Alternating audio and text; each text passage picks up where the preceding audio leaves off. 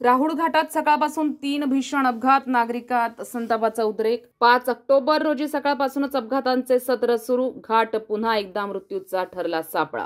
सकाळी 9च्या सुमारास नाशिककडून मालेगावच्या दिशेनं येणारा पत्र्यांच्या रीलनं भरलेला कंटेनर तीव्र उतारावर ब्रेक फेल झाल्यानं पलटी झाला। कंटेनरमधील जड रील्स रस्त्यावर विखुरल्यानं काही काळ वाहतूक ठप्प झाली। या घटनेत चालक आणि त्याचा सहकारी जखमी झाले असून त्यांना बजरंग रुग्णवाहिकेतून तातडीनं रुग्णालयात दाखल करण्यात आलं। रस्ता सुरळीत करण्याचं काम सुरू असतानाच आणखी एक अपघात घडला। ऑइल भरलेला टँकर त्याच वळणावर नियंत्रण सुटून भिंतीवर जोरदार धडकला।